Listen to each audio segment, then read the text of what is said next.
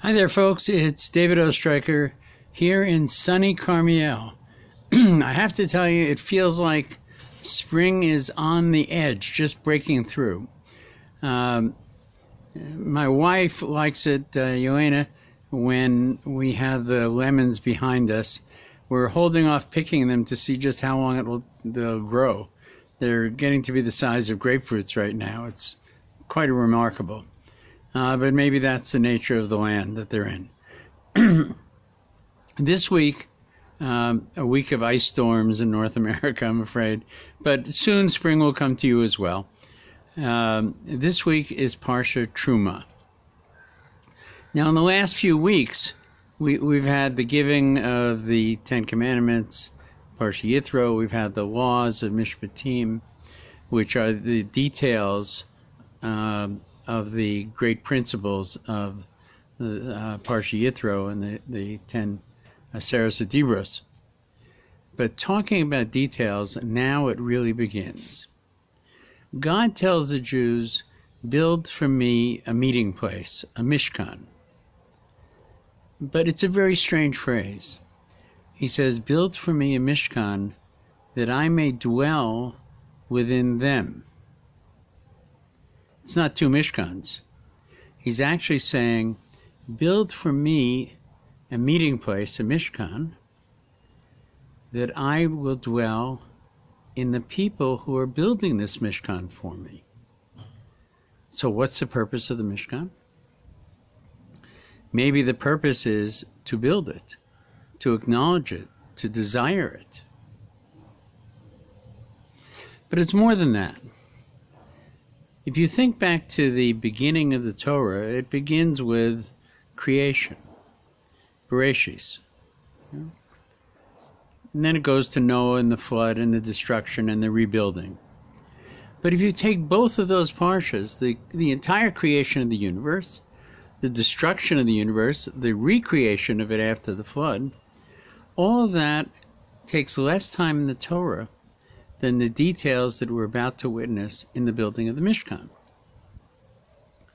The rest of Exodus is about the details of the clothes of the Kohanim, the building of the walls around the Mishkan, the kelim, the vessels of the Mishkan, the service of the Mishkan. It's tremendous details.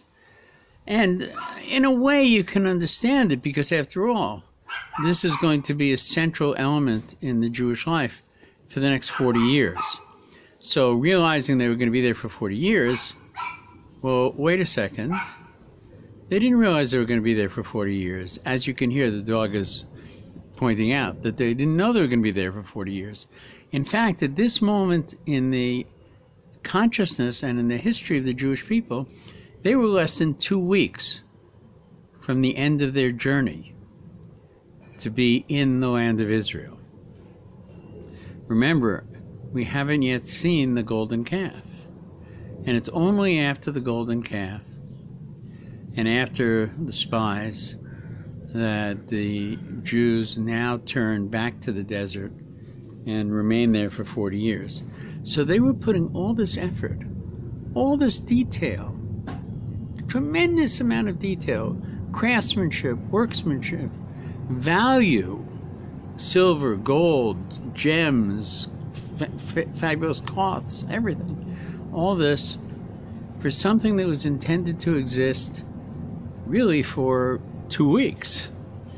And then they would get to Israel, and eventually they would build actually a solid temple in what will be Jerusalem. What's it about? It does force one to think this through when you consider that they were only going to need it for maybe 2 weeks, maybe a bit more, maybe like another year or two in Israel until they started to actually build it. Shiloh, they built solid walls around the Mishkan, in fact. And it stayed there for 369 years. This book that we're reading, the book of Exodus, has another name. It's called the Book of Redemption. So if it is the book of redemption, shouldn't it have ended with Parsha B'Shalach, when the Jews crossed the sea, and the Egyptian elite troops were destroyed. Egypt, for all intents and purposes, would never bother them again, so to speak. Why does it continue on and on and on and on long after that? After all, the Jews were out of Egypt, and Egypt was not going to chase them anymore. You know, there's an expression which I will paraphrase. You might have been able to take the Jews out of Egypt, but could you take the Egypt out of the Jews? Maybe that took a lot more time. And maybe that's part of what building the Mishkan is about, and appreciating the communion with Hashem. The Mishkan is not an original idea. It's actually modeled after something that had existed a long time ago. The Ohel Sarah, the tent of Sarah, really is the shape and the form and the spiritual nature of the Mishkan that was recreated. In Sarah's tent, there were 3 ongoing miracles. One of them was that the challah she baked stayed fresh until a week later, when the challah was new. Also, like the Western candle, the Ner HaMa'aravi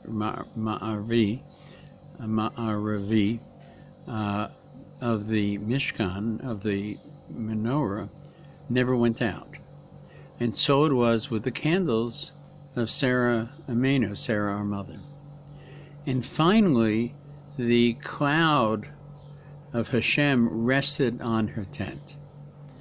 And this was a quality that Yitzchak recognized when he brought his young wife, Rivka, to the tent of his mother, because once again these miracles began when Rivka was in the tent, and he realized that indeed she was the right choice for his wife.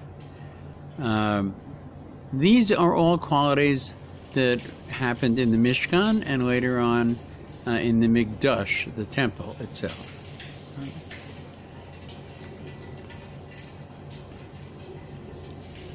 I think that we should understand that just as the temple was modeled after the tent of our mother, so it is that our homes are called the Mikdash Ma'at, a small Mikdash.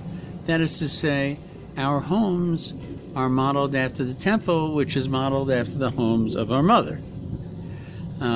So it all comes full circle and makes sense. So as Shabbos comes to you this week, and we begin to learn the details of the meeting place of the Mishkan in the desert between the Jews and God, so it is we should know that our homes, even more so than our shuls, are our meeting place with our families and with Hashem. Wishing you a Shabbat Shalom, good Shabbos. Weather should become fair and clear for all of us. Good health as we begin this last process of learning about the meeting place between the Jews and God after they left Egypt. Shabbat Shalom.